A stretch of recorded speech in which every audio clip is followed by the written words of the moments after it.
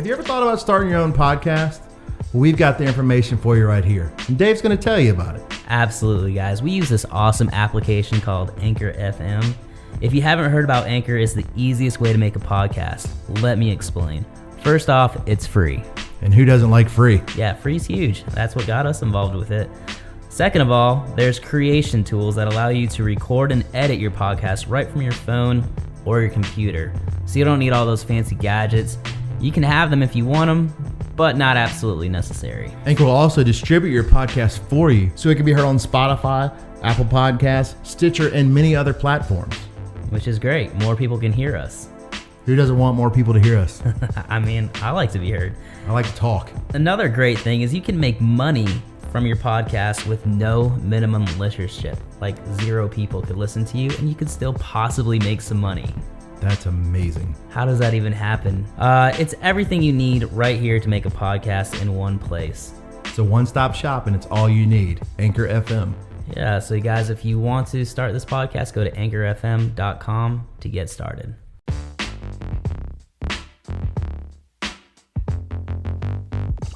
What's up, everybody, and welcome to another episode of the Apogee Podcast. My name is David Carter, and tonight is an event I think we've all been looking forward to for a while. The stars have quite literally aligned. We have the stars in the house. Like I said, Harrison and I and the rest of the game been looking forward to this for a while. But before we get into this episode, introduce everybody, I want to go over to today's sponsors for the episode. Coming in strong for us again, we've got Chris Kane with Blitz Belts. Blitz Belts, an awesome product, weightlifting belts. You can go to blitzbelts.com, pick out your favorite belt.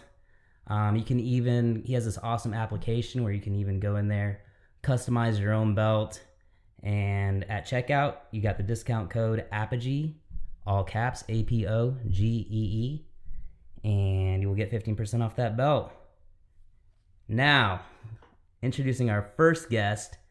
If you guys remember episode 3, we had Jennifer Green on, and ever since then, I've been trying to get her back on the podcast somehow, whether that's as a guest or a co-host. Jen Green's been like, I really want to co-host an episode. And I was like, well, this is probably the most perfect episode for Jen Green to co-host. So we got Jen Green back on here. Welcome, Jen. Hey, thank you so much for having me. I'm excited to be here.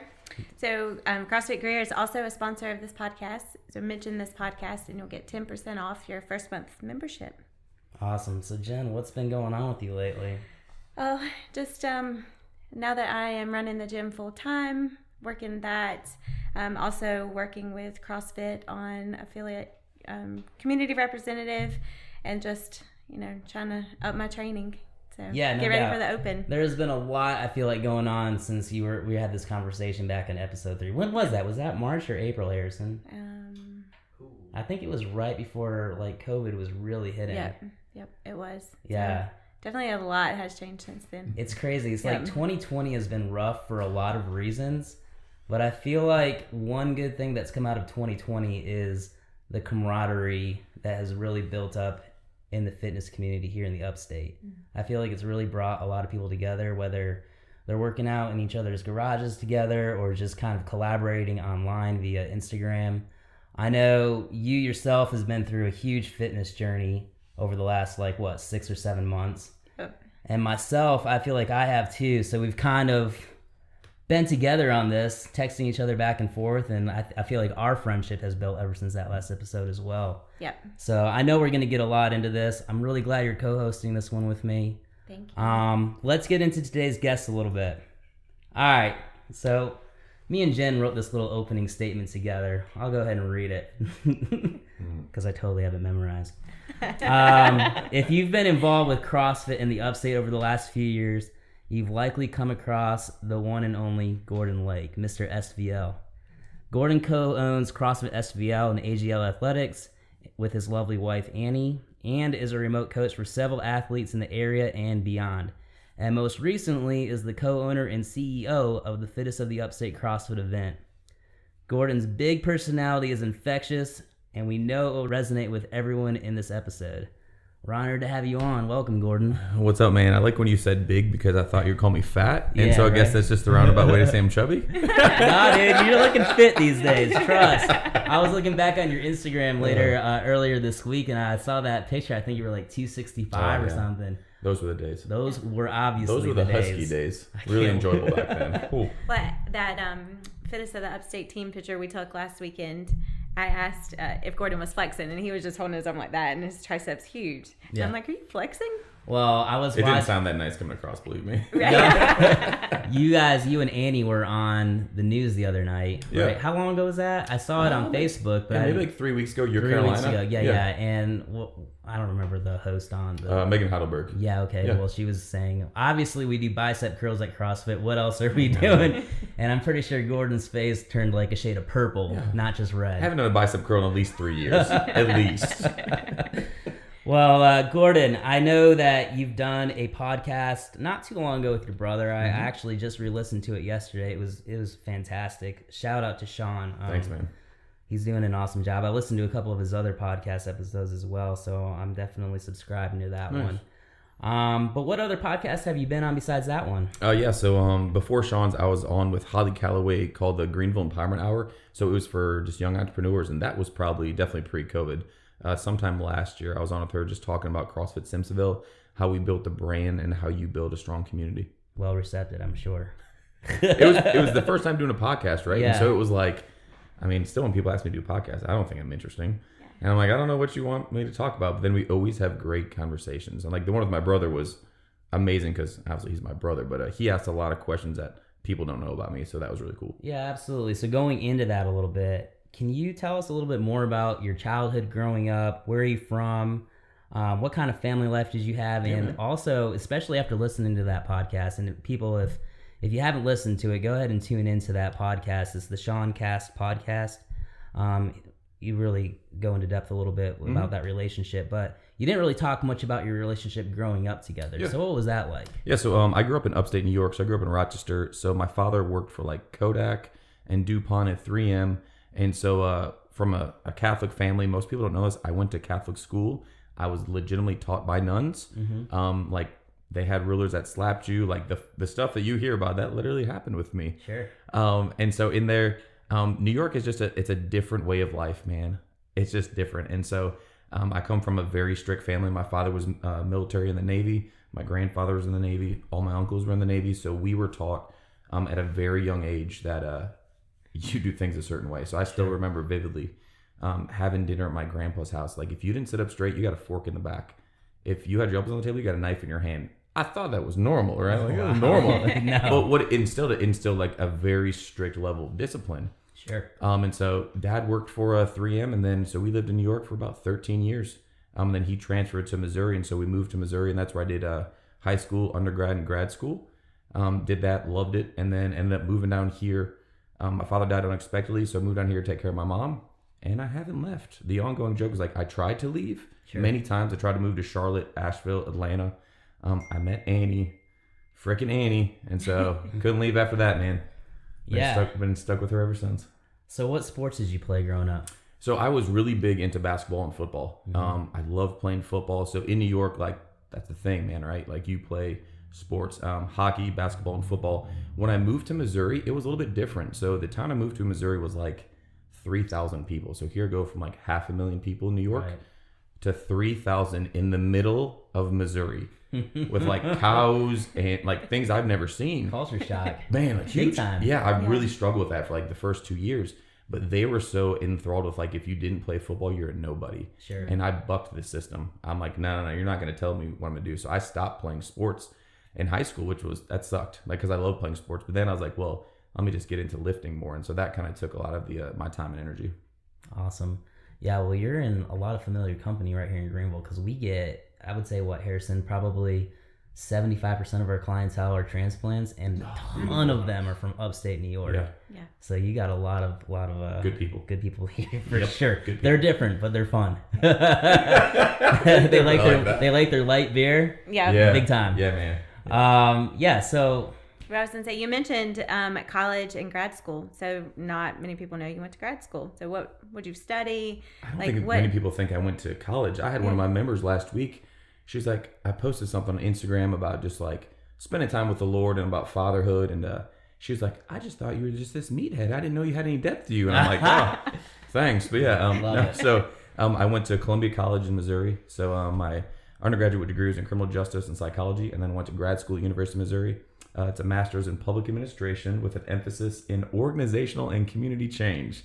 Well, perfect. Basically, at that time, I wanted to work for the federal government, and so that's what I was going towards. You see, that worked out perfectly. What right? in the federal government did you want to do? So I wanted to go into law enforcement, then eventually work my way into like FBI, like Sure. Secret Service, and actually a couple of years ago, had passed all the entrance exam for Secret Service, was like ready to do that, and then the Lord was just like, nope, you're staying here, and that's when SVL happened a couple months later. Wow. Yeah. That's crazy. Didn't you work for a police department somewhere? So I worked for the Department of Juvenile Justice here in Greenville for a couple of years, and then I was an agent for South Carolina Department of Corrections. I worked in and out of 7 different prisons here in the state. I was one of 50, so I had like a higher grade of security clearance to go in and out of prisons, and that was really cool. How long ago was that? That was from 2012 to 2015. Okay, so you moved to Greenville in 2012, and that was your I moved job to Greenville in 2008. Okay. Yep, right after school. And that was grad school. Yep. Cool. So at what point did training really become a huge part of your life? It sounds like in high school you kind of made that transition from sports to training. Was that kind of training just on your own, just being like, I'm going to do, I've seen some of these videos, I'm going to go ahead and do that? Or were you really like dialed into a program at that point? So like the majority of it, and this is going to sound horrible, but like I got bullied my first 2 years of school. And man, I was just like, I've never been bullied before, right? Sure. And so I was like a freshman getting bullied, and I'm like, this sucks. Like, and my brother was like too cool because he was a senior, so he's not standing up for me. But I watched my brother like start working out, and he started like get bigger, and like people weren't messing with him. So I'm like, well, maybe if I start working out, right, people will stop picking on me. So like then by my junior year, I had put on some size, put on some muscle, and like I wasn't getting bullied anymore. Sure. And so it's funny how that works, right? And so in high school, it was just kind of a thing to make sure I didn't get picked on. But then when I went to college, I actually met a national level powerlifter. I was just working out at University of Missouri one day, and she was watching me train, and she was like, you ever thought about powerlifting? I don't know what that is. And so she kind of got me into it, and that's really when like my fitness journey took off, because I went head first into that and ended up doing very well for myself for about 5 years, and like had a coach, had a strict plan, everything. Awesome. I want to talk more about that, but before we do that, you said it was your freshman year, and then your brother was a senior. He started working out. At that point, were you guys working out together? Like when you were kids, were you guys one of those type of brothers who were best friends, or were you guys constantly fighting? What was that relationship like? So, I wouldn't say we were best friends. So I was like that annoying little brother, right? And he's 3 years older than me. So he's like, you can come hang out, but don't say anything, Sure. right? Right. Just be over there. Right. But I think like now as I've gotten older, the whole time, like I admired him, but like, it's not until you get older where like, oh, the whole reason I started working out is because he started working out, right? Yeah. The whole reason I got into bodybuilding, because he got into bodybuilding. Right. And so in high school, we never worked out because he didn't want to be seen with me because I was a freshman. Sure. So he was just like, he would acknowledge me maybe in the hallways if he saw me. But a lot of like the stuff he would do, I would copy, right? Right. Oh, he's doing this. So I want to do that. And so that's kind of just that admiration was there. I think it's awesome. There's 4 of us in my family. The 3 of us, me, my older sister, and my younger sister, are all kind of born right around the same time. There's like 4 years that separate us. And then I have a brother who's 11 years younger. So he's more of like, I would say, a nephew than a brother, right? So I always had this infatuation with my friends who had brothers that were really close in age. I was like, man, I really want that. I mean, I love my brother, Josh. He's great. But like I said, like we had nothing in common. Yeah. By the time he was 7 years old, I was in college. So every time I hear about like 2 brothers growing up together, I'm always interested to see how that dynamic is and how it kind of evolved over time into adulthood. Now that I have 2 sons of my own, it's just so fun to watch them because there's 2 years apart between the 2 of them. And just like you said, I feel like the younger one, he's 1.5, and he's still just looking at rigs, copying everything he does. They're both playing hockey out in the driveway together now, and it's just kind of like, if you want your heart melted, David's just in there they'll crying. do it. I know, right? In the driveway. They'll do it. I was like, It is so heart, cute. it's like all these years I just wanted a brother. No, no, like I said, my brother Josh is amazing, but like I said, I think that's really cool. So you got connected with a great lifting coach, and from there your career kind of took off. So it was I did a powerlifting meet in Missouri at like University of Missouri. Like I really didn't think anything of it, right? I just had trained, and then I ended up winning it. And she was like, "Hey, I think we can kind of do something with this." And so I started traveling around Missouri, broke a couple of records. I was like, "Hey, this is really cool. Like this is awesome." Got real into it, and like it's just like CrossFit, it can be all encompassing, right? And your identity can be found in it. So that definitely started to happen. And then when I moved down here, it grew even more. I started my own team. We would travel around the Southeast. I got to be ranked nationally in the top 20. So that was it was a great experience, especially to lead a team, to learn how to push yourself. But after a while, man, it becomes like part of your identity. And so that's when I knew like something's going to give here. Sure. Like this thing's going to either encompass me or I'm just going to go down in a ball of flames. Right. Yep. So I'm sorry, Jen. No, I was just I'm gonna taking say. over this entire No, that's okay.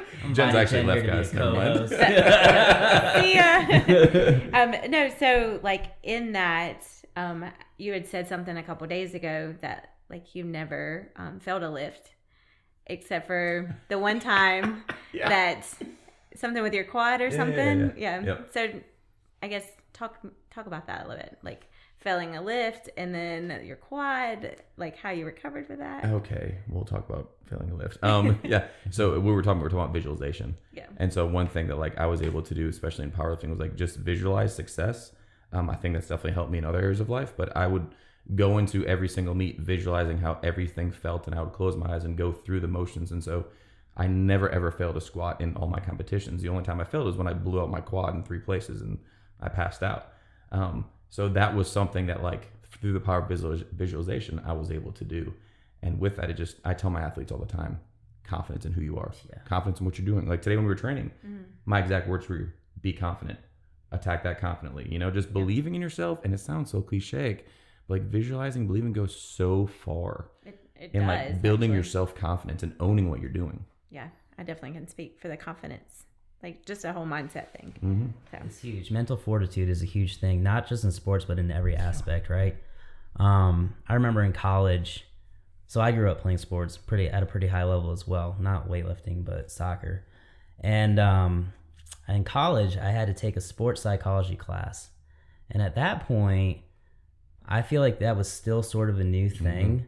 There was a lot of studies coming out of actually the University of Michigan with sports psychology and them psychologists working with actual like quarterbacks. Like back then, John Navarro was the quarterback at University of Michigan.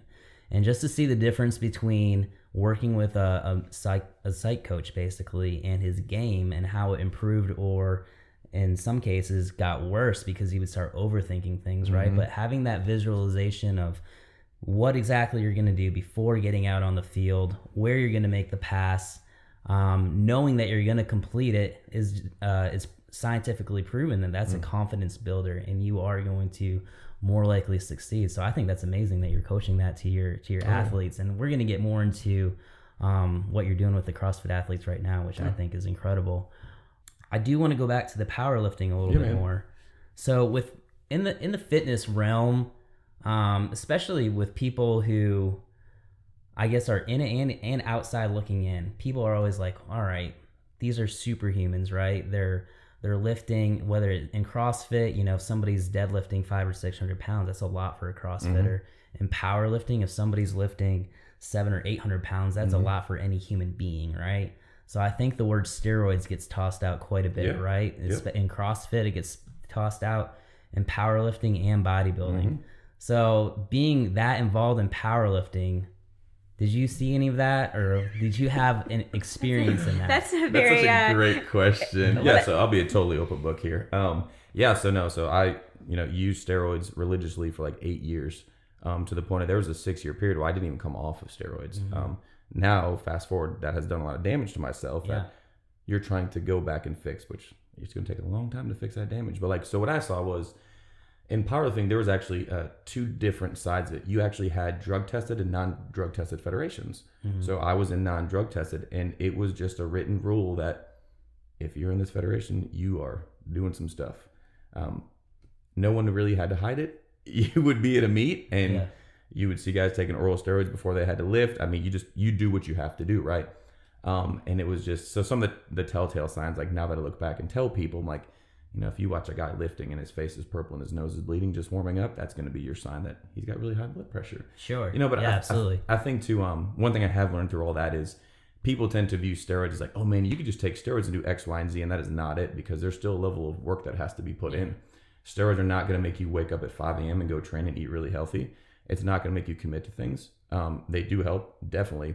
But I think too, if more people could actually have like open conversations like this, so a lot of younger athletes that I talk to, you know, some of the first things like, oh, if I do X, Y, and Z, I'll be better. And I'm like, you are absolutely right. You'll be better.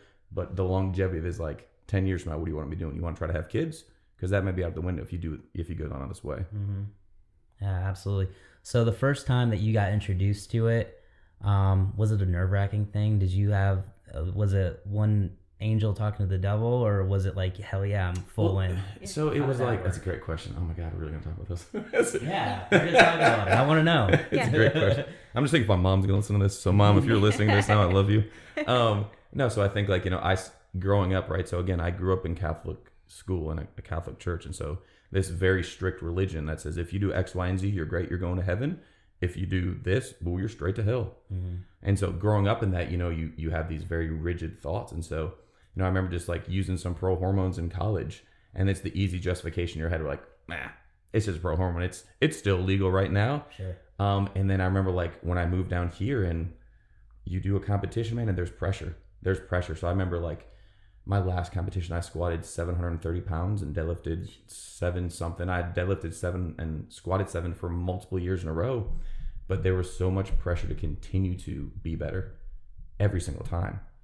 And then you just start to be like, well, to train harder, I've got to take more stuff. And it just evolves. And the things that you said, well, I'll never take that, you're doing that. And so you just get so lost in the fact of you're chasing a number. You're chasing a number to make someone else proud of you, which is, it's crap at the end of the day. So that's where the pressure came from. Oh my gosh. It wasn't like a monetary thing that you were chasing a dollar. Heck no. It was the pressure of achieving that so you could get praise from a loved one. So it was or like a teammate. It was like the last competition, you know, so like being ranked, like you've got 20 other dudes who are chasing you. Sure. And oh man, this guy just hit, you know, 715. I got to hit 730 next time. Well, what do I got to do to hit 730? Well, I've got to train harder and I've got to recover harder. Well, that means these doses have to go up. Yeah. And then you forego thinking of any damage you're doing to yourself. Right. When the warning signs are right in front of you. And you just push that to the side. So when you had these injuries, I know you blew out the quad. Yeah. You had the cervical spine issue, right? Disc, you had a. Tell us about that. Like I just listened to it. It was you had a growth on your cervical spine. I like the word growth. Right? Yeah. A tumor. So in 2012 and 2013 that was the hardest year of my life. So in in August of 2012, I blew up my back. So my L5 and S1 decided like, hey, we're done. So that was gone.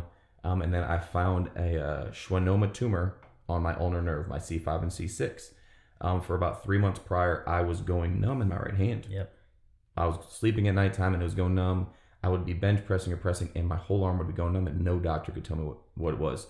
They would kept throwing pills at me and just like painkillers and cortisone shots. Just keep doing this. Yeah. And I remember like I went to this pain management clinic and I'm like, something is wrong. And they sent me for an MRI. And like the most like, you know, depressing thing at a pain management clinic. Yeah. They're like, Mr. Lake, you've got a golf ball tumor on your ulnar nerve. And I'm like, what'd you just say? You know? How did that resonate with you? I mean, was that something that took a minute to process, or right away were you like, you know? So man, at that time in my life too, it was not like my proudest moment. My relationship with the Lord, my relationship with Annie was not the best. And so it was like, God was like, hey man, I'm going to get your attention because you've been completely ignoring me. And I've been throwing bricks at you to get your attention. Oh buddy, this is a brick. Because in my mind, I'm like, I'm doing really great powerlifting. I'm nationally ranked. And now it's like, oh, I'm going to have this life-altering surgery where they're telling me, oh, Mr. Lake, you'll never get strong again. Right. Oh, you can't press over your head. And so that happened. And like, even after that surgery, like my pride came back in and I tried to jump back into powerlifting and then my back blew out. And so like, it was like, Oh yeah. So your whole identity was wrapped up in this powerlifting. everything. Like that's who I was, right? It was these numbers and this notoriety and like, look at me, look how big I am, look how much I can lift. And so when my back blew out and I had to have surgery, I knew, man, I was like, all right, God, you're trying to do something here. I just need to humble myself and sit back for a minute. And that's kind of like when my whole life changed in 2013. I'm sorry, go ahead. I was going to say, is that when you stopped taking steroids, or was that like before, I guess? What was the breaking point for that to stop taking steroids? So it was like a huge conviction, right? So I had, in 2013, like, so Annie had left me. I was really trying to like search and find who I was, what God was trying to tell me. So I ended up giving my life to the Lord, got baptized, and God was like, hey man, like you sit here and say that like I give you all this strength to do all these things, but here's the reality. You're still doing some of the same stuff you were doing before. And there's just a huge conviction in my heart. And I was like, you know what, man, he's right. Mm-hmm. And so, I went through this whole process of like, let me go see a doctor and let me come off this smart. And it was awesome because like there was chains that were breaking because you're tied and connected to that because your whole mentality starts to get like, oh, like that's, if I want to get strong, if I want to be fast, I've got to do this. Mm-hmm. And so like a lot of chains broke during that time. And then a lot of that identity was starting to have to like reveal itself of who I actually am. So take away powerlifting and records and all that stuff. Who am I? You? I had no idea. Didn't know. Right. And so like at, 28 years old, I'm trying to figure out who the heck am I? That's depressing. Absolutely. I mean, that's pretty heavy. Do you feel like, well, I guess I want to bring it back. I want to bring it back a little bit because you said Annie left you. Yeah. How did you and Annie meet in the first place?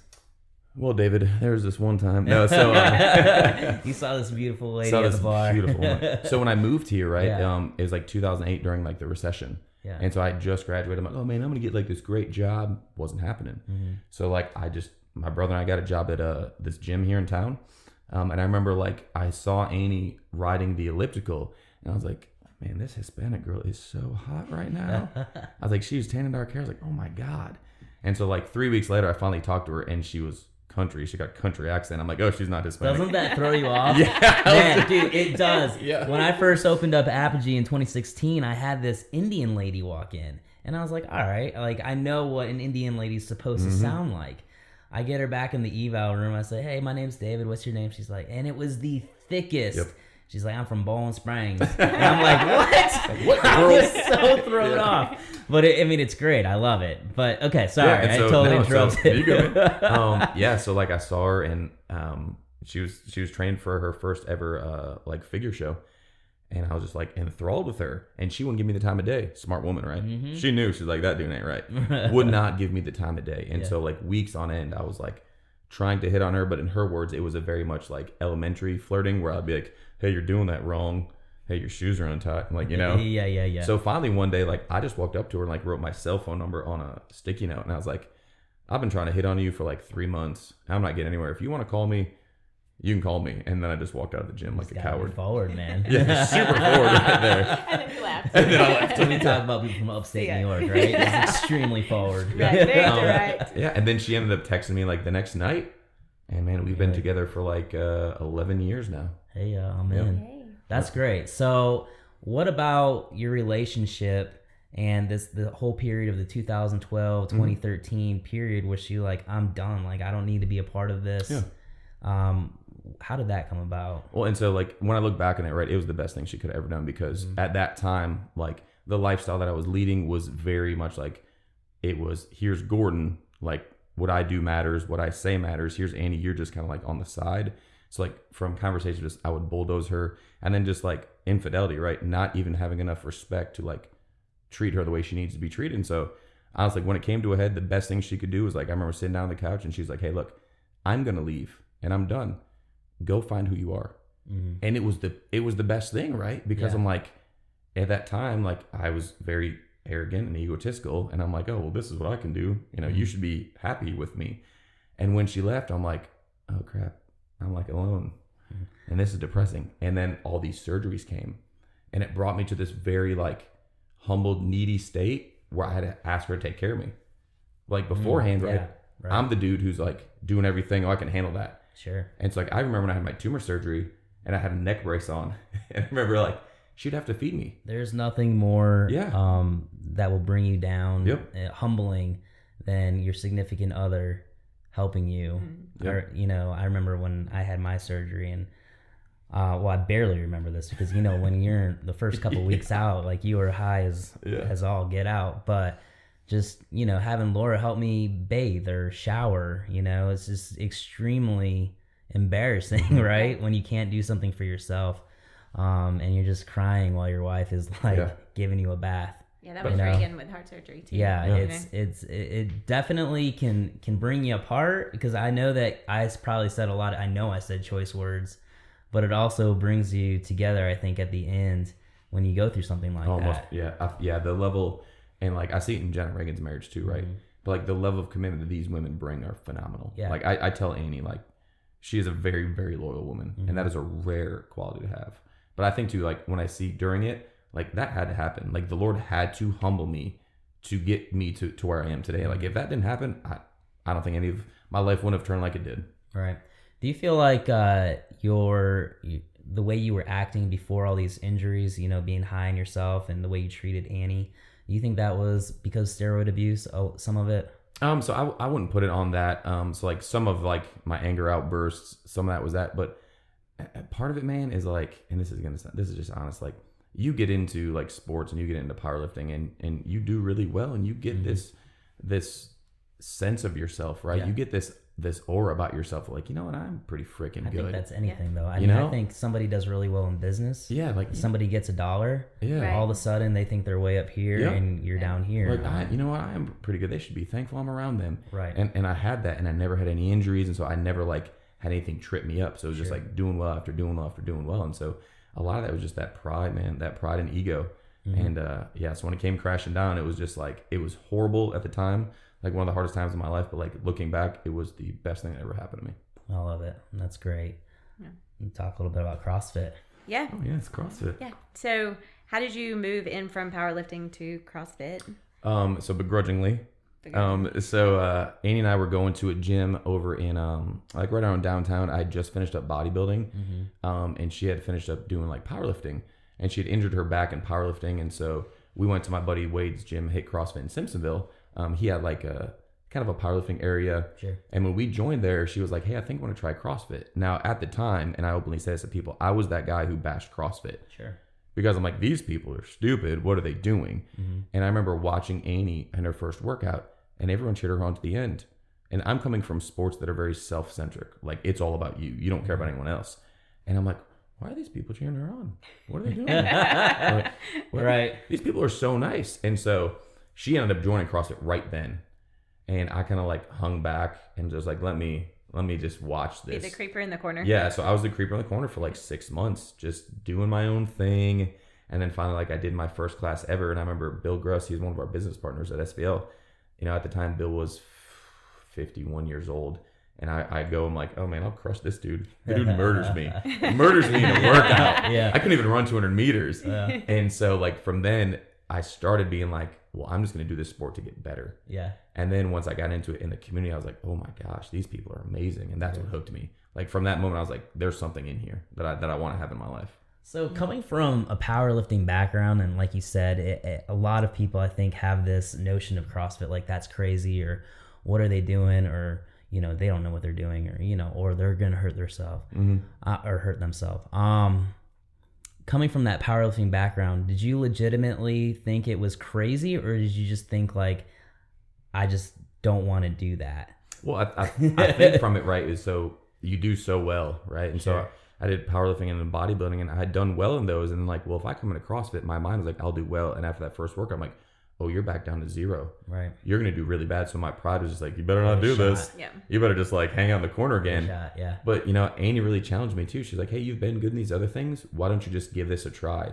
And the learning curve, I will say this, the learning curve on CrossFit is harder than anything I've ever done in my life. Yeah, for sure. I mean, I've been very involved in other dynamics of sports, but like CrossFit is this freaking sport that like you are always trying to get better at something. Always. You're never at the top of the mountain. No. Yeah. And it is just like, it is frustrating, but then too, to me, there's so much growth outside of the gym that comes from like what we learn inside. Yeah, for sure. I love that. I remember, my first CrossFit workout was when I actually went to a CrossFit gym, would have been, I think, in 2011.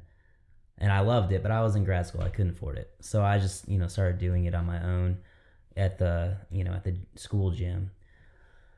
But then on my first clinical, I was up in northern Michigan from January through March, and I was living at my grandma's house, and my grandma's like in her late 80s. Okay. And then my uncle, who's my mom's middle brother, he had a little bit of, or he's still alive. So he has a little bit of mental retardation. So he was living with her too. So I have my uncle, and then my older 80-year-old grandmother, in the dead of winter, where literally if it's 0 degrees outside, that's like a warm day, right? Yeah. So I was like, well, I literally have nothing to do after work. I'm going to go ahead and look at this CrossFit gym. So like I was like, I'm going to go ahead and do this. I did some research. The lady that was owning that gym was in the Masters CrossFit Games the year before. Nice. So it was pretty cool. Yeah. But I was working at a hospital, and I ran into a psychiatrist. And I noticed that he was wearing a TC Total CrossFit shirt underneath his scrubs. And I was like, oh man, I'm going to go check that out tonight. He's like, oh yeah, I work out there. That's great. I was like, oh, well, I'm going to crush this guy. Because he's a psychiatrist, and he looked everything like a psychiatrist, like completely bald, glasses, kind of nerdy-ish, right? I'm going to smash this guy. So I remember we went in there, we did the workout. Before the workout starts, he takes his shirt off. I'm like, where did that come from? And I'm like, all right. So, and obviously same story. He just crushed me, and I was like, all right, so I stuck with it. But it was crazy. That whole winter was crazy. I would do CrossFit, and then it was like so depressing up there. I just drive by the liquor store and get like a pint, drink it, and then do the whole thing every that was David's post-workout. He's like, do CrossFit. I was like in mid-20s, so I could do that, right? If you had a Whoop back then, what would you The Whoop crushes me every morning, dude. It's like the first thing I look at when I wake up. And then I look at our little thing, and I'm like, all right, well, this has become a competition. Yep. But it's like every time I'm like, all right, 9:00 p.m. rolls around, and I'm like, all right, I should probably go to bed. But do I really have to? I mean, I already know I'm not going to be in the green, so let's just keep watching this episode. So Gordon has had his Whoop for probably a week or so now. And oh, man, he had addicting. His first red day yesterday for recovery. All I've ever had is red days. Yeah. I've had one green day. Until yesterday, like we were joking with Jen McKinney and Christina with a K.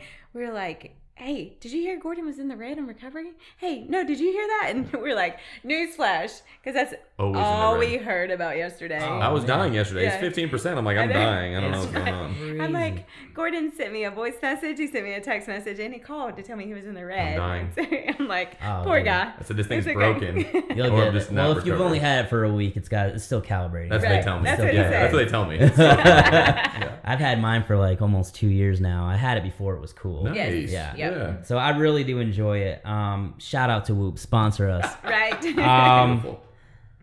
Yeah. So, but talking about alcohol. Yeah. Dude, we went out. What was it? Saturday night. So I don't drink that much, hardly any at all anymore. And we did go out Saturday night. We splurged downtown Greer Wild Aces, right? So got me a tall boy Bud Light, two of them, and then like 2 rum and cokes. And normally my resting heart rate is between like 55 and 57, 60-ish at high end. My resting heart rate that night was 78. Good God. That's 4 drinks, people. Just think about that. Yeah. Think about that when you're going out. 4 drinks and your resting heart rate can spike like that. Usually my HRV is anywhere between like 50 and 70. Maybe on a low day it's like 40. Mm-hmm. It was down, I think it was like 26 or something like that. Yeah. I mean, it's that's what I'm saying. Like the Whoop was like telling him you're done. Right. Yeah, you're done. When I was on medication, think about this. when you're on narcotics, people who abuse opioids.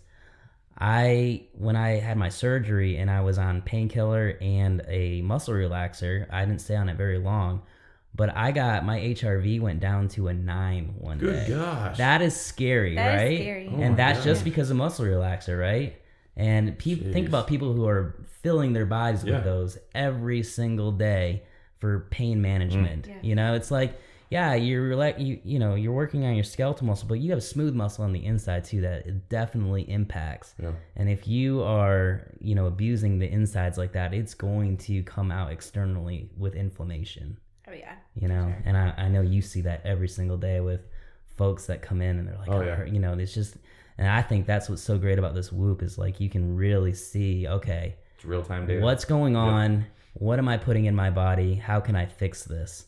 And it's an amazing tool. Mm-hmm. So really, I think if you haven't checked out a Whoop, check it out. There's my commercial. We're gonna be sponsored after this. All right.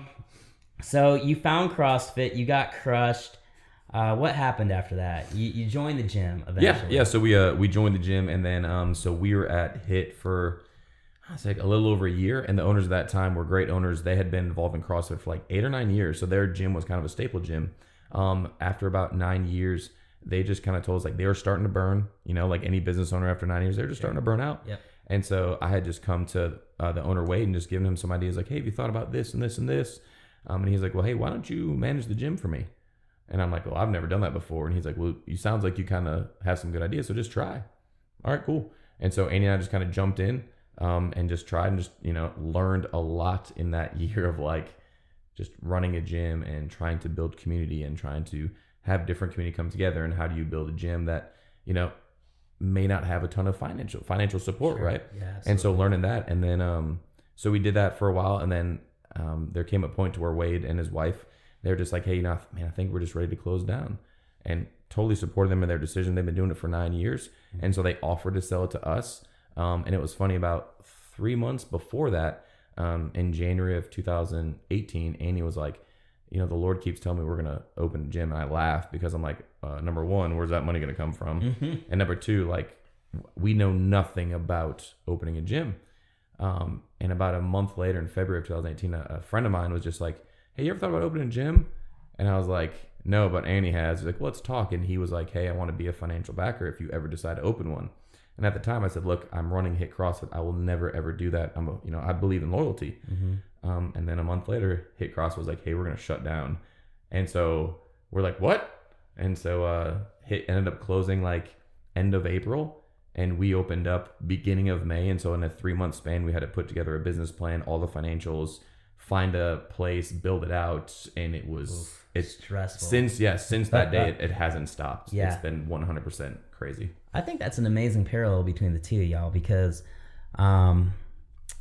kind of similar situation with you guys. You started managing the gym, mm-hmm. and you learned a lot in that year. I think that's the gold right there. You see so many people who are like, oh, I love CrossFit. I love being in the gym. I'm pretty good at CrossFit. I think I'm going to open a gym. And a year later, their gym has failed because they don't know. There's a difference between being really good at something and being really good at something and running a business. Right. So I think having a little bit of a background in it, like y'all both did before opening up the gym, that's probably why you guys are so successful. Well, one of the more successful CrossFit gyms really in the Upstate, I would say. Well, I think too, so what I did is like I purposely sat down with people whose gyms failed beforehand, and I was like, tell me why you think it failed. And majority of them all said the same thing. They treated the finances like a hobby, and were cutting deals left and right. Yep. And so like going into this, like me and my business partners were like, this is going to be a business, and we're going to steward our finances like a business. And so that has been like one of the best things. Like, look, I can love on people every single day of my life. I'm called to do that. But I can also steward our finances, because this is a place that people call home. So if the economy ever goes down, I want to know we can keep our lights on for a year and we're fine. Yeah. And so I think that's like a missing point with a lot of business owners, and especially in the CrossFit realm.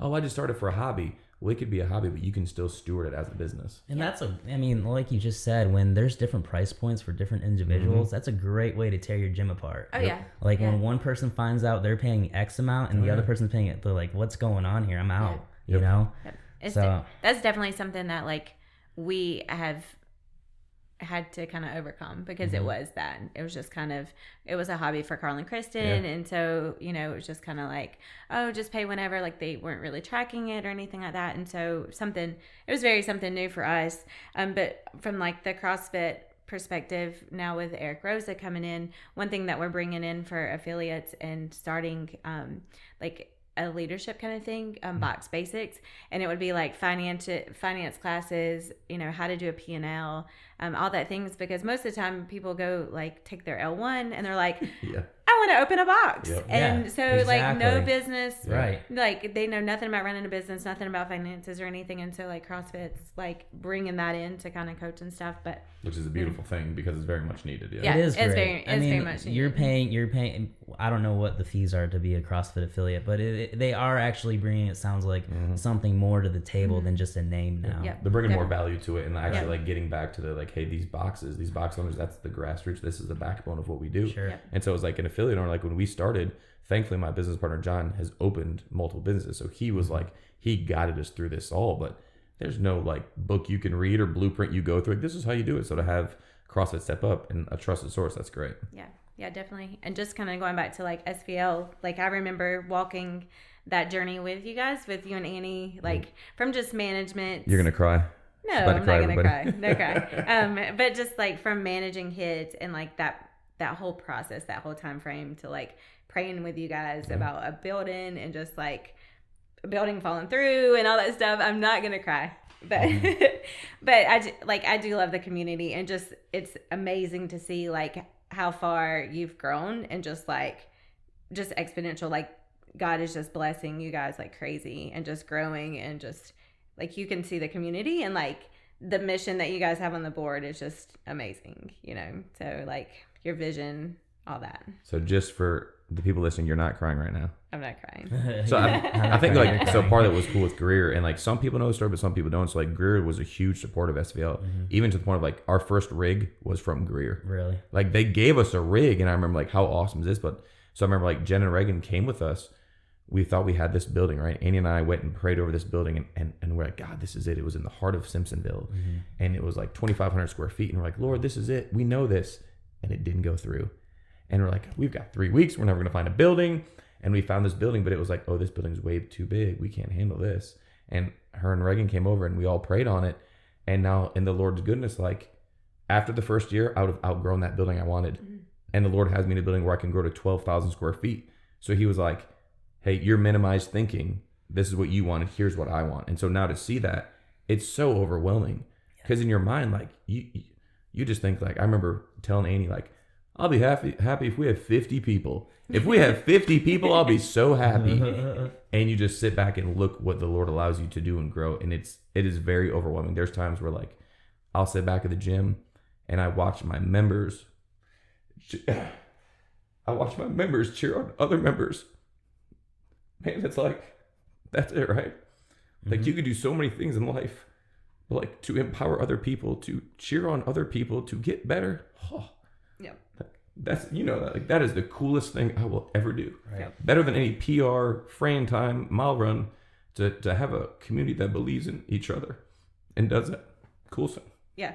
To take like our heart and our passion that we have for that community and instill it in them, and to see them turn around and like give that back and stuff, it's just, it's speechless. Oh, yeah. You know? Makes you cry. Yep. Right. Absolutely. I think it's amazing. I think everybody sees that too.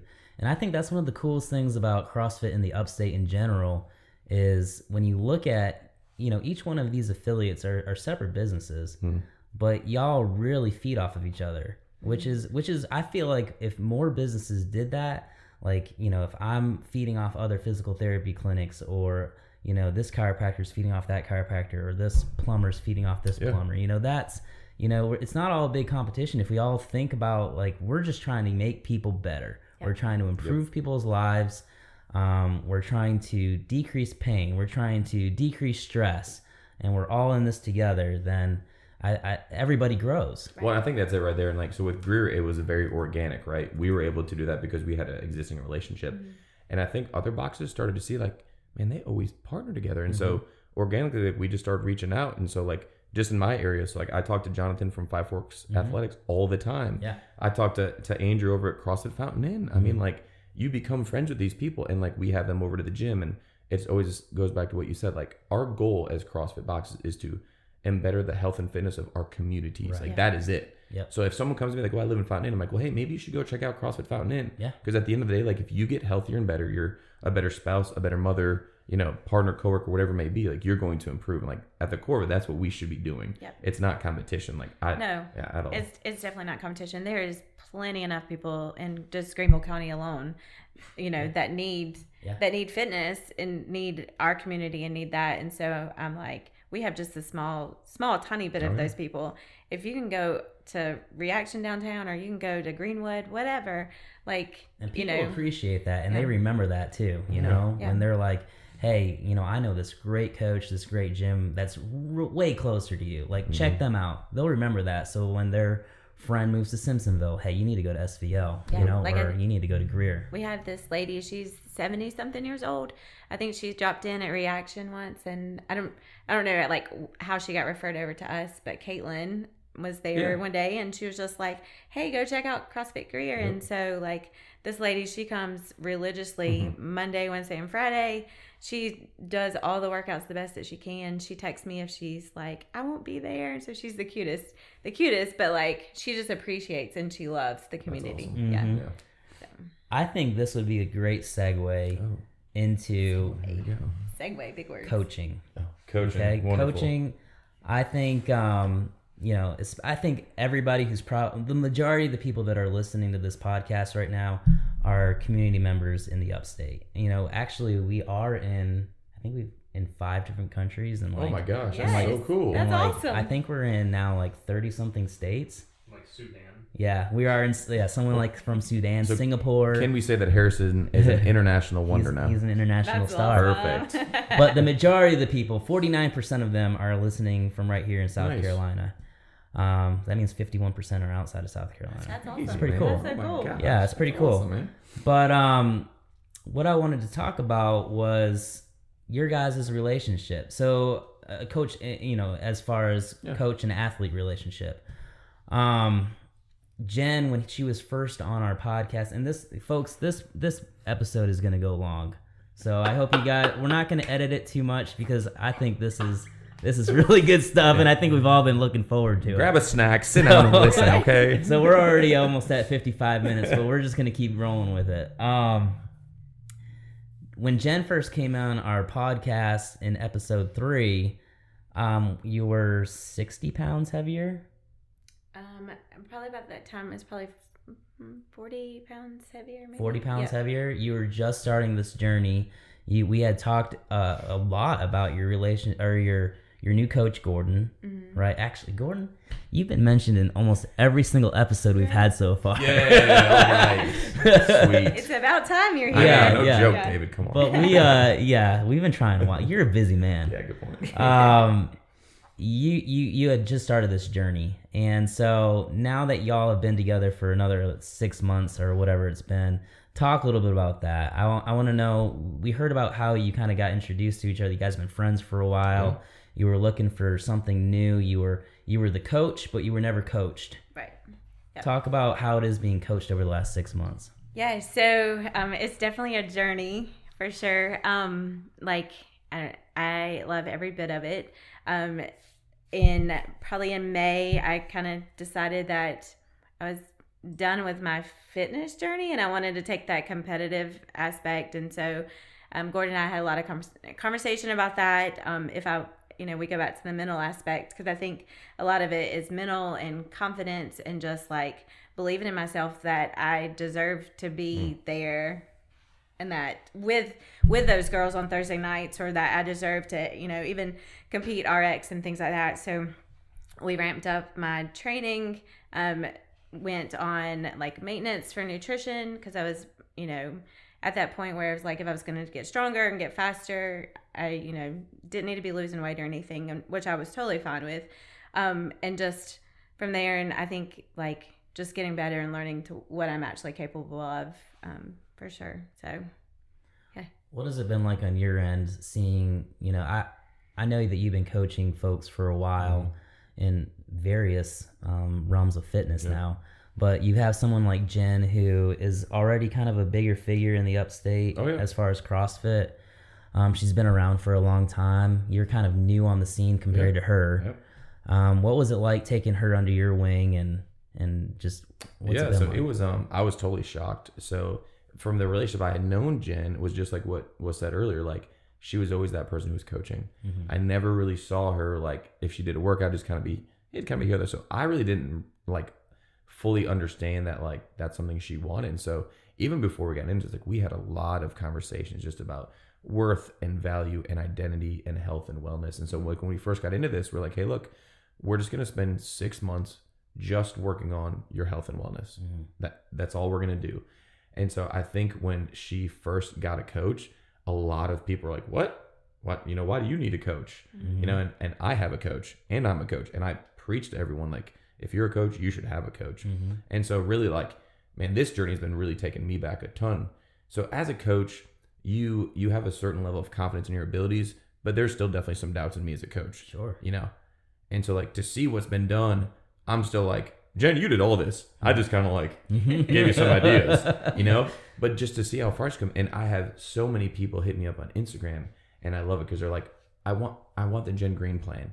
And I tell them, I said, Jen is one of the hardest working athletes I have, hands down. If I tell Jen, hey, this needs to be done, okay, cool. Jen, I need you to eat this and this time. Okay, cool. There is never any deviation. That is a rare quality. And I think the results have spoken huge. I mean, huge. There literally are women at my gym when they see her, like, that's my dream body. And I always tell them, like, hey, it's more than that. Jen's confidence as a woman, that's grown the most. I mean, to see, you know, I remember vividly, one of the first workouts we ever did, like, and if I can say this, like, she cried. And I remember looking at her being like, hey, this is just a workout. It was 6 calories on the assault bike. A whole 6. Oh my goodness. And I cried. Yeah, because your heart rate is probably I remember spiked. telling her, I said, this is just a workout. It has, you know, no claims of who you are, your identity. It is just a workout. And so through this, like one thing we're trying to teach is just, you can do hard things. I think that is a lost art. And I say it to all my girls on Thursday nights. I've got about 15 females who train with me on Thursdays. And you can do hard things. And when you empower, you know, athletes, especially women, to understand that, you better watch out because they are unstoppable. And Jen's a prime example of that. Absolutely. It's so funny. I was talking to somebody today. I won't mention their name, but they're like, because I said that you were co-hosting, and somebody that goes to the gym, and they're like, Jen's changed. And I was like, no shit. Like, yeah, like, I mean, like, look at her. Yeah. Not only has she physically changed, but it's crazy. When there's a physical change, your mental fortitude, your whole psyche changes. You're confident, like you just said, your confidence obviously skyrockets, but your brain actually creates pathways where you are thinking clearer. Yeah. And I think, like, you know, I have a servant heart. And so I think to that extent, like, just very giving of myself and things like that. But now I know what it's like to continue to still have a servant heart, but also to be filled up myself so that, like, I put myself first in a lot of things. And I have found that, like, my relationships did change. It was kind of rocky at first for people getting used to, like, me putting myself first. And so that was, I think, harder for sometimes, but now it's like my relationships are better, my friendships are better, like, business aspect is better for me. You know, obviously I had the confidence to step out of corporate to run the gym full time, and just, like, everything, it just kind of keeps rolling. And I think it just comes with, like, knowing who I am and finding that worth and not, like, settling for anything else. Yeah, so, absolutely. Yeah, most definitely. I was having this other conversation with somebody else the other day, and it was somebody who actually just started. They had their second day at the Powdersville Beast Mode, so it's CrossFit. Oh, cool. And she was like, well, you know, the coach is very nice. So some of the people there seemed a little bit standoffish at first. And I was like, well, were they saying hi to you? They're like, yeah. She's like, yeah, absolutely. I was like, okay. Well, I don't think they're being standoffish. One thing that you will realize is when you go into a CrossFit gym, everybody there has a high expectation. I mean, I feel like there's a lot of type A people at CrossFit, right? They're there to do work. Yep. And it's not that they don't want to be your friend, but it's like this mindset turns on where I'm there to do work and we're all doing work together. Yeah. So it's almost like, I hate to say we're going into battle because we're not fighting Correct. people, Right. but we are sweating together and hurting together, and you need to be accepted into that, Yeah. Well, as part of the teammate. I think that's why CrossFit has been so successful from a community aspect, because I tell people there is bonding in suffering. Mm-hmm. When you suffer alongside someone, so Jen and I have done many workouts. When you suffer alongside someone, like there's a bonding experience that happens because you see who they are and you see how hard they can push, and they end up pushing you.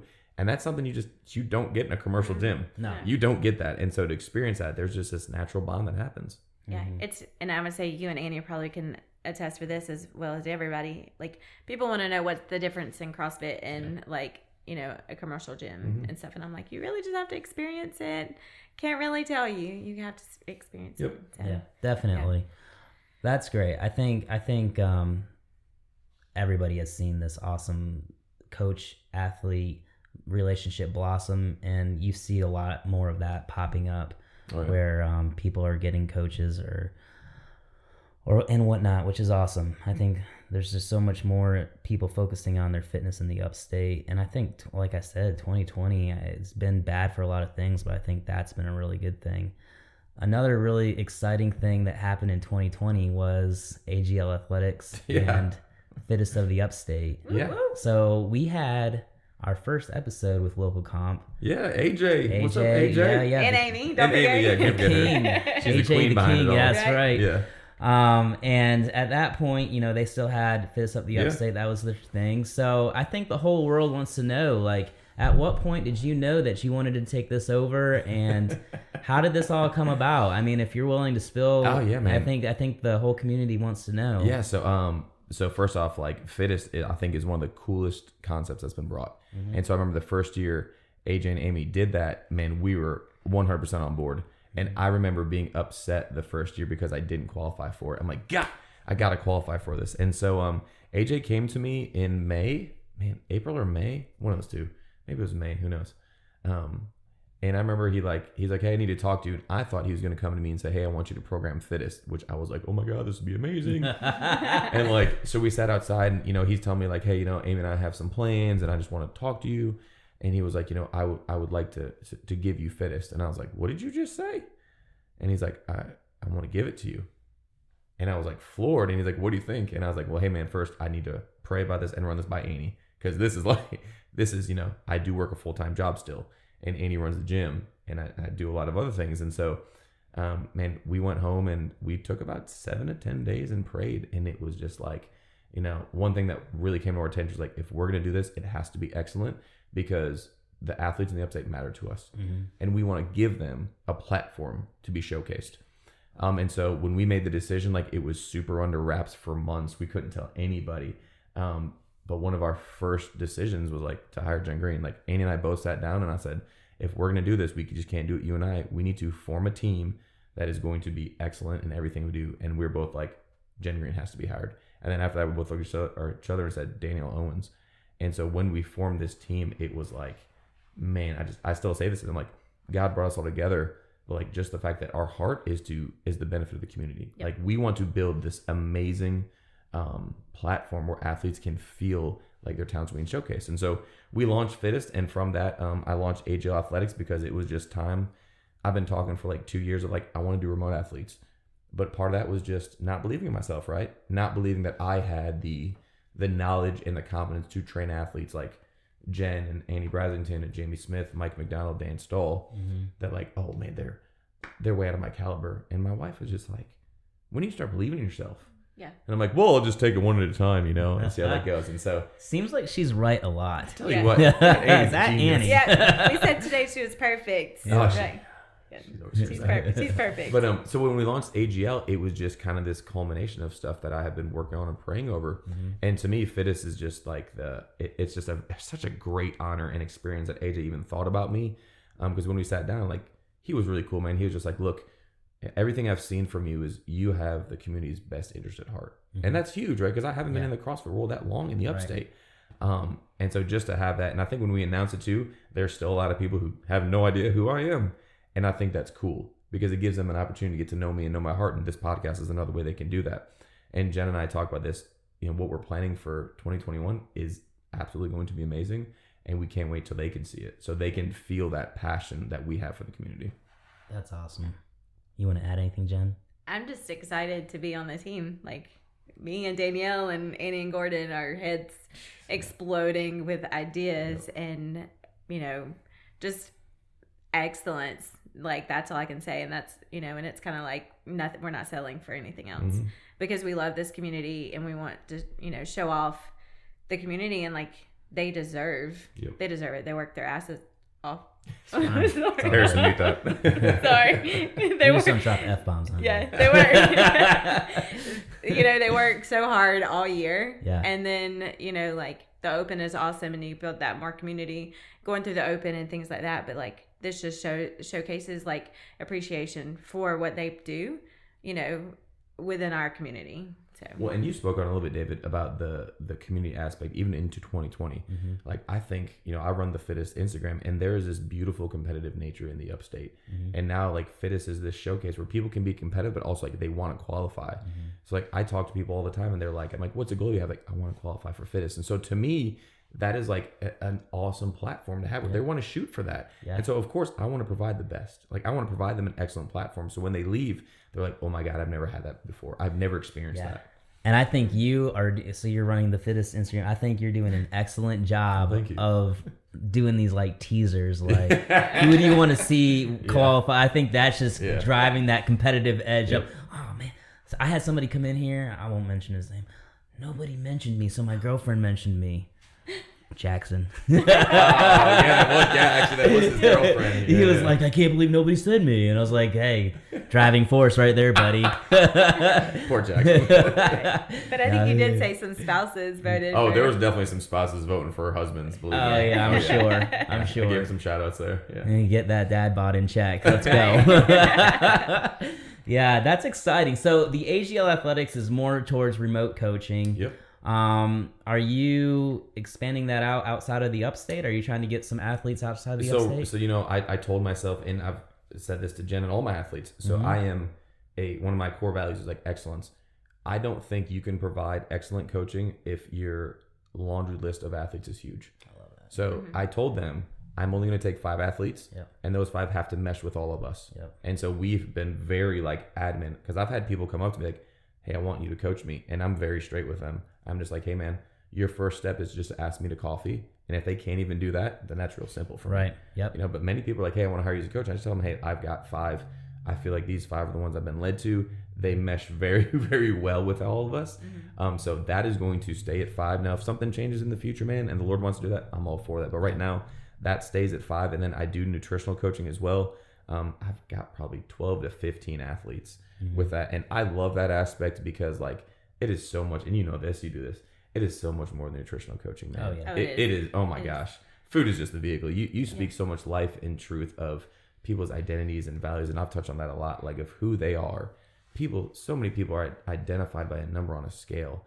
And I was talking with a woman today where she's like, if I lose weight, I'm happy. If I don't lose weight, I'm sad. I'm like, so everything is wrapped up in this number. And it's such a cycle that has to be broken. It is like people use food for like emotional benefits, or like alcohol for emotional, and just, because that's where they find their worth at. And so it is definitely, like you said, managing their food is easy. Yep. So the emotional side, that's whole different. That's what I always try to tell people when I talk about, having a nutrition coach. It's not, anybody can get nutrition counseling. And that's easy. I can go to anywhere and get nutrition counseling. I can go online and get nutrition counseling. I can go online and enter my numbers on a macro sheet, but there's a reason why it's called coaching, and you got to put the C in coaching, right? Like, that's one thing I tell people too. And so, like, I purposely, like, am very, I'm strict on who I take, because, like, I'm a firm believer, like, if you're going to commit to this is going to be my time that I'm going to give to you as much as I possibly can, like, and I want you to commit to it. And so, like, I tell people right off the bat, like, there's a 3-part entry just to get in to my coaching. And so if they do that, they're like, all right, let's talk. But just like with my full-time athletes, like, I'm very straightforward. Like, hey, look, I believe in you. I believe in what we can do. But, like, here's the expectations. If you can meet that, man, let's rock and roll. If you can't, then that's okay. Yeah, for sure. That's good. There's got to be some sort of seeing eye to eye if you're going to go on a journey together. Oh, most definitely. Right? Or almost going into battle together. Like, I trust you, you trust me. That's great. So I wanted to kind of talk like, since Fittest of the Upstate is being ran by you, I know that you're gonna pull out from that. But what are your goals for the Open, and are you gonna participate? And I am. Yeah, people are asking me like, you can do Fittest the Upstate? I'm like, well, I'm programming the workout, so I really can't do that. Right. So so I hired a coach over 2 years ago. Shout out Nate Baycott. Nate you touched on this earlier, and I'll just say this real quick. So you talk about the sports psychology. The whole reason I hired Nate was because his psychological views on training and his mental aspect. Nate's been one of the best things for me. But I told Nate when we started working together that one of my biggest goals was age group online qualifier. The 35 to 39 age bracket is insane. But that is still one of my largest goals. And so I'm very much in the Open. Last year I repeated all the workouts. I'll do the same thing this year. So, that's a huge goal, but that's one thing I'm going to have. And then two, this year is going to be a year I'm going to try to make it to some sanctional events, some online qualifiers, and just continue to forge my fitness. No, that's awesome. Right. Yeah. That's great. Yeah, I might have to make you an Apogee athlete too. Well, I think it's I think it's easy too, and I say this to my athletes, which I love, because I not too often do I get to train with them. Sure. So when they see me suffer, oh man, that's my members at SVL tell me this. Like sometimes they'll come in a little bit early for class, and I'll be training, and they never see me suffer like that. And when they see that, it pushes them to be like, well, if he can do that, I can do that. Yeah, absolutely. And he's leading the way. So when I train with like any of my SVL athletes or these athletes, we're going to go to battle, because I want them to see that I'm willing to suffer as hard as I can. That's leadership right there. You got to lead by example. Yeah. I think that's one of the biggest things. I think that's where a lot of companies fail, right? You're not leading by example. You're leading by saying yes, ma'am, or yes, sir. You know, you're not leading by example and doing the work. Like Gordon does a good job with like making it competitive almost, like with us. So you shared your time the other day. Oh yeah. He shared his time for a workout, and me and Jamie and Annie we all were like, we got that. Yeah. We got that. Like, I'm not going to sacrifice my spot on the team for that. Yeah. Right? Right. Yeah. But I am going to beat that time. Yep. So, yeah, it's So fun. are there any little tidbits about Fittest of the Upstate that you can relinquish yet, or is everything still kind of under wraps? We've kept a lot of things under wraps purposely to build momentum. I'm all about building momentum, if you can't tell from Instagram. But also too, like, we're very aware of COVID, and we're very aware of like, man, we want to put on. Sure. We want to put on the event. And so like we're trying to be very smart what we say. But I will say this. So there is something that we had planned, like one of the first times we got together as a group, that we're going to offer something that has never ever been done in the Upstate. And we very much believe in this underdog mentality.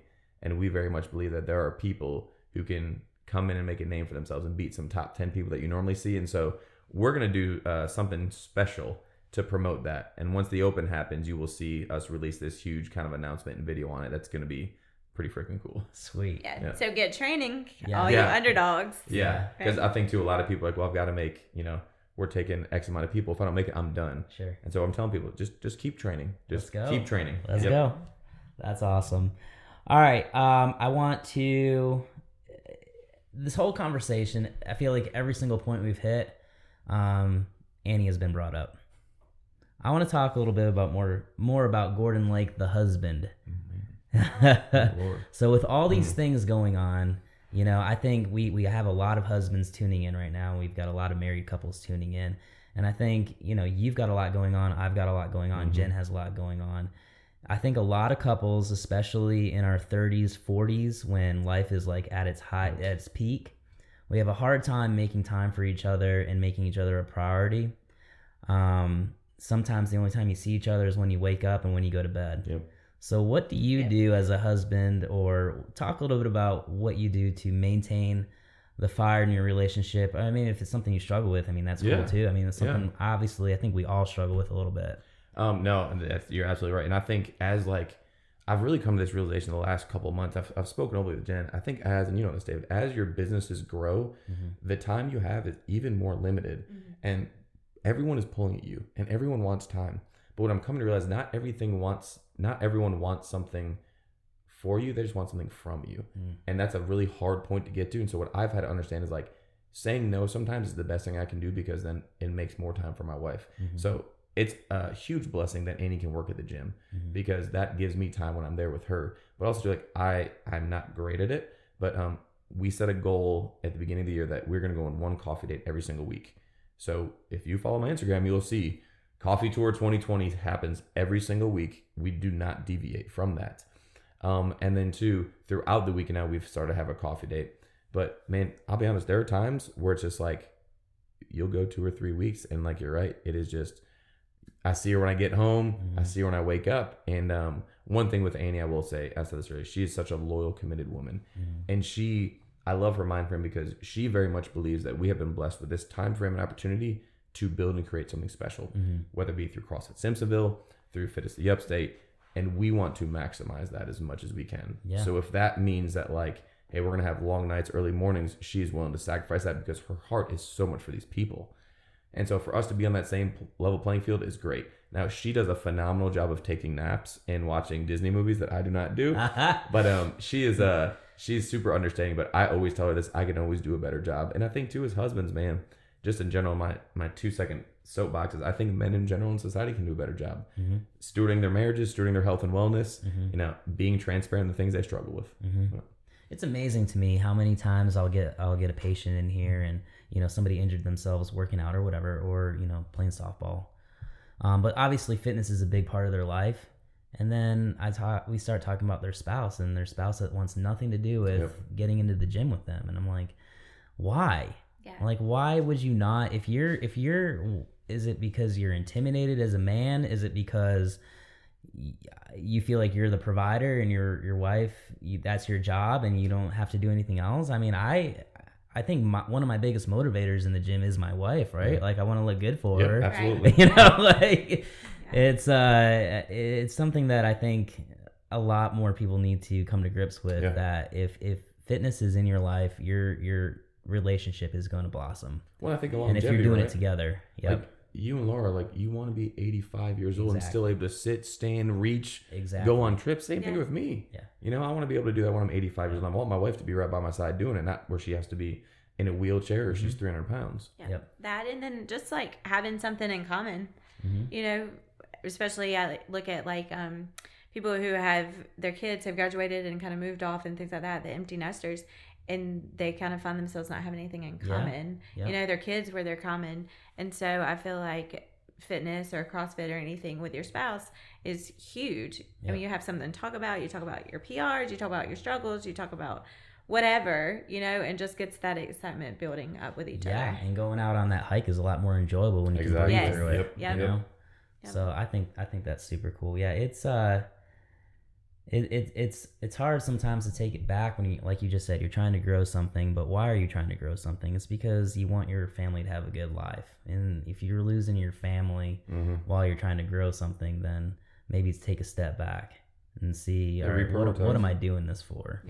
Give your best yes. Yeah. That's what I say. So good. Your best yes. So good. Sounds like a church That's statement great. right there. I don't think I've ever heard that before. Yeah. Your best yes. Yeah. I'm going to say that from now on. Harrison's going to be like, stop saying that. I'll say it all the time at work. I'd be like, Harrison, give me your best yes. But I think it's so true. Like, I find myself just saying yes to a lot of things. But then, like, I even said it this week to Gordon. I was just like, I should have said no to some other things that, we're down here. Right. That were, like you said, someone's always going to take something from you and not always want something for you. And so just making sure that you prioritize what your yeses are and keep that limited special stash and use it for when you need it. Oh, that's good. Yeah, I think, the more you do that, I think we as humans are inherently selfish. We are trying to look out for number one, but I think having that mindset that you're just talking about is really good. For the betterment, if you're truly trying to look out for your neighbor and truly invest in your neighbor, you're going to get fulfillment from that. Absolutely.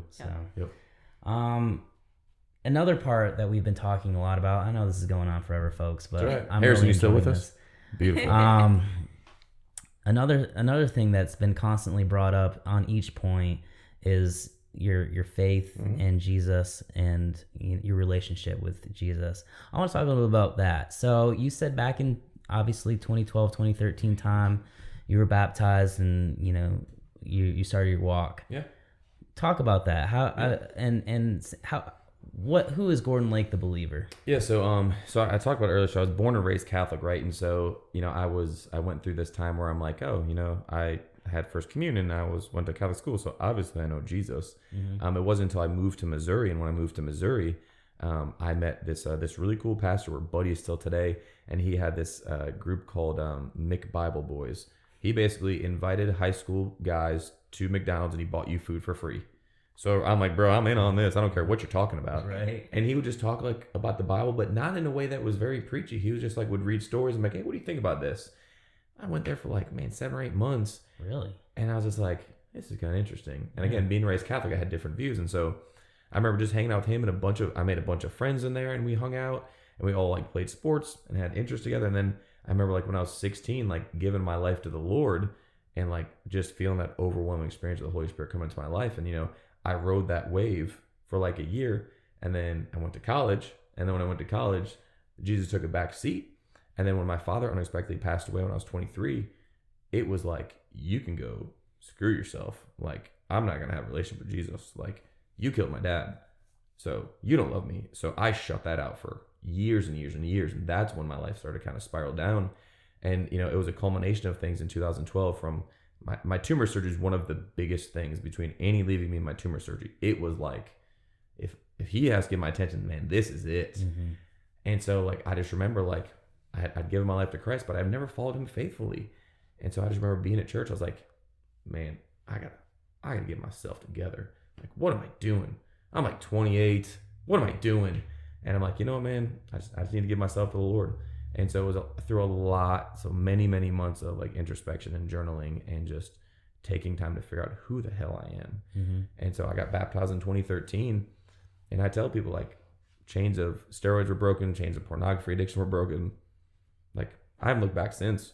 Mm-hmm. And like my whole thing is like, if you can show me a life outside of God greater than the life I have, bro, try it. Right. I've yet to see it. And so like I tell people at SVL all the time, you think you're coming here for CrossFit, but you're going to meet Jesus here. You just don't know it yet. Yep. By the way we steward this relationship, by the way we treat you, by the way when I don't see you for 2 weeks, I just check in and say, hey, what's going on? How can I pray for you, help you? And to me, like, we kind of have this saying where like people think church happens in the four walls. No, ministry happens wherever you choose it to happen. Yep. And so like CrossFit has been this beautiful vehicle for me to just love on people. And Andy says it best too. Like, we firmly believe that every person that walks in that door has been ordained by God. So my duty is to love that person from all walks. I mean, we got people from all walks of life. Mm-hmm. And so to have that mindset, it's just like God's adding another sheep to the flock. Let me love them. It's amazing. I love that. And again, you see that cohesiveness, I feel like, from gym to gym around Absolutely. here. It's an amazing thing.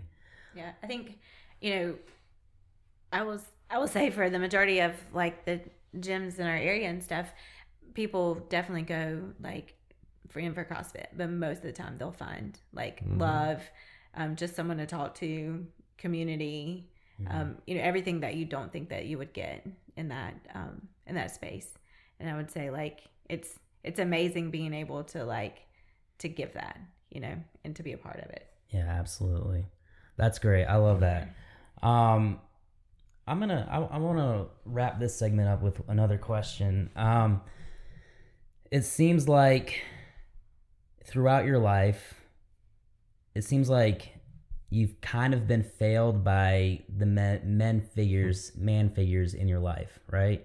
It seems like relationship with dad was a little rough. A little bit. Relationship with grandpa was a little rough. A little bit. When you moved here, you didn't really have very many male figures. You were the man. Yeah. Right. If anybody follows Gordon on social media or sees him at events, he's almost always talking with or working out with an individual named Bill Gruss. From an outside looking in, it looks to me like he is a mentor figure in your life. Did Bill plant this question in here? No, I Bill. I just implanted it before you got here. Bill. So I knew you wouldn't see this Love one. it. But Bill. I want you to talk a little bit about that relationship because it seems very special. I met Bill maybe once or twice at a competition here and there, and it was with you. Yeah. I want to know more about your relationship and how important it is for you to have a mentor in your life, because it seems like he is. Almost definitely. And then, talk about the importance of men having mentors. Oh yeah. In their life. So yeah, I met Bill, like I said, at Hate CrossFit. He was like one of the first dudes I met, and kind of like when you did CrossFit in that psychologist took his shirt off. Like, what the heck? Yeah. Same thing with Bill. Dude took his shirt off. I'm like, this guy is jacked. Yeah. So like for a long time, like Bill took me under his wing and I trained with him and he helped teach me. And like, I only viewed Bill in this sense, like he's just like, he's awesome at CrossFit. And then like when I went into business with Bill and I started to see this man is character integrity in everything he does and everything he does. And every opportunity he gets to do something with a ministry mindset, he's doing it. And our relationship has grown because like Bill has seen what I've went through. So I lost my father. I haven't had many male mentors, and recently I lost my stepfather. And so Bill has never had to be that guy who is just like, if you ever need advice, just let me know. Bill's just there. Mm-hmm. He's always there. So from the point of like where it's like, Bill, I really sucked at this workout. Help me talk this out. Or just him taking the time to be like, hey, when was the last time you were invested in or you were poured into? And kind of the ongoing joke with Bill is he never chills out and sits down. And so if he tries to tell me to, I'm like, well, you don't do it, so I know. But, you know, to have Bill be a part of what we're doing at SVL, it is just this calming, peaceful spirit. And you just, when you're around him, you just feel like it's going to be okay. Mm-hmm. Like whatever is going to be okay. And I probably don't express it to Bill enough until now on this podcast. But like he has been that for me.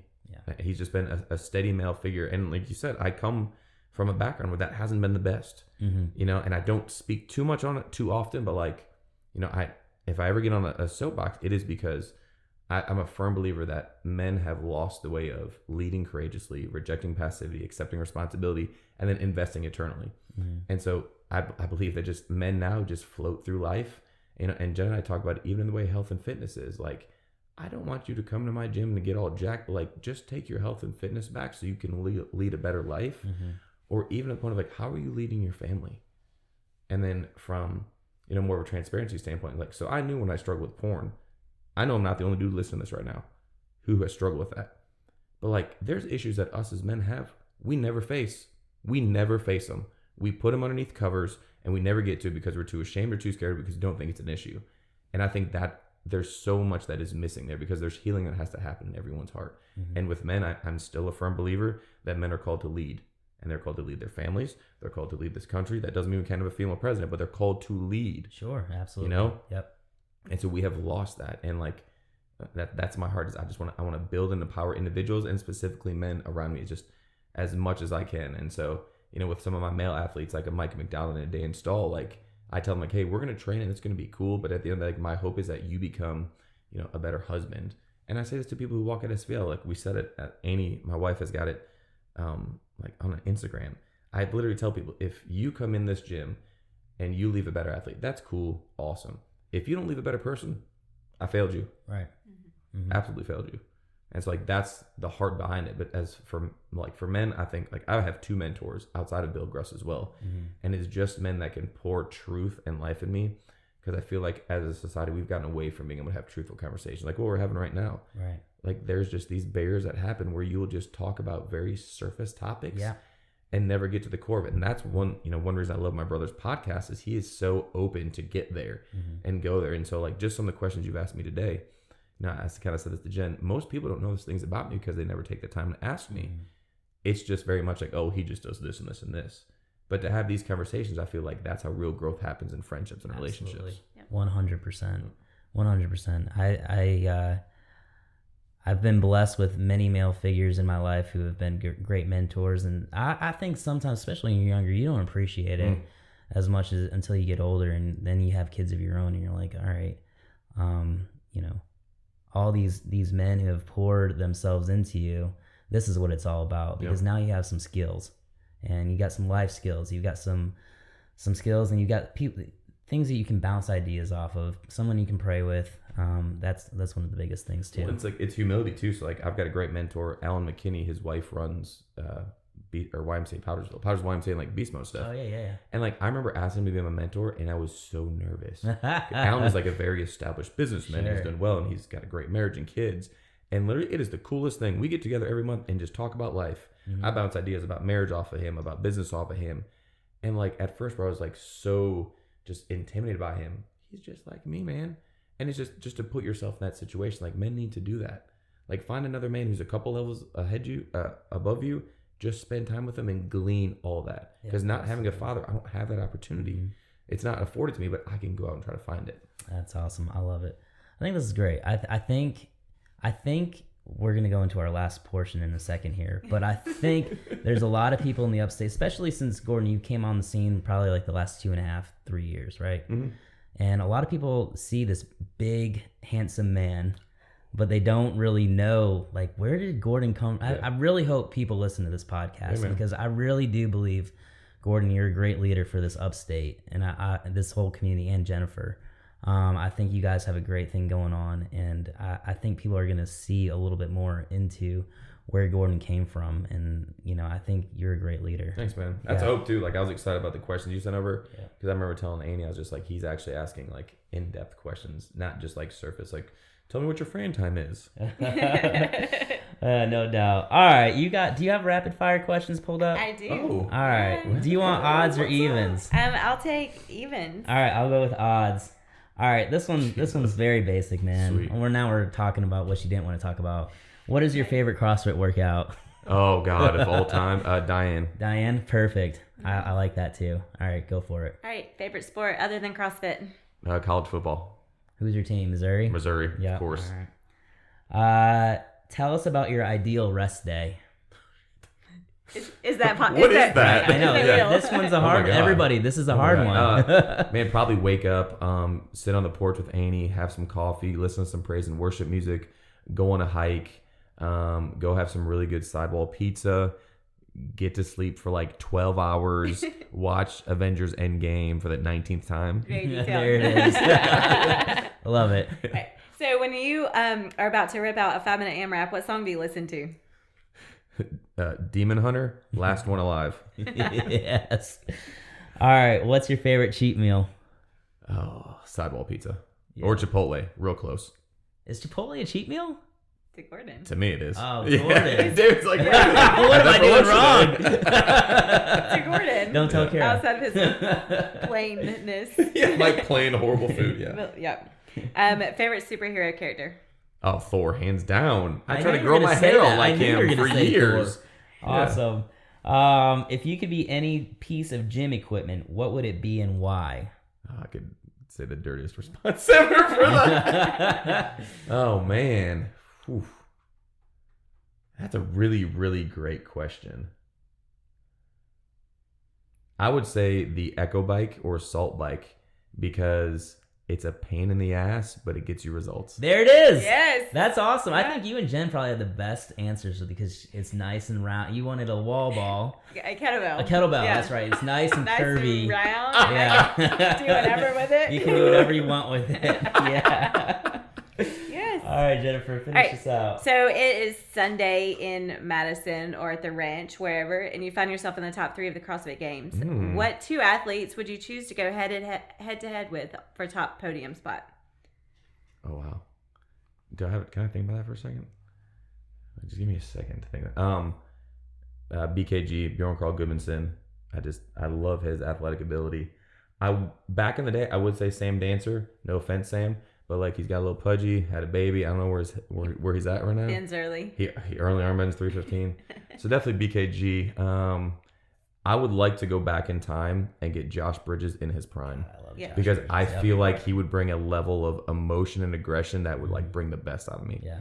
Yeah. I don't think there's anything that can bring you more chills during one of the documentaries after he finished Murph and he's running in and in slow motion and you just like That, and being at the games, watching him do the workout on like in the stadium Saturday night, and it was like sitting on the floor and you pulled a Against rotate, Rich.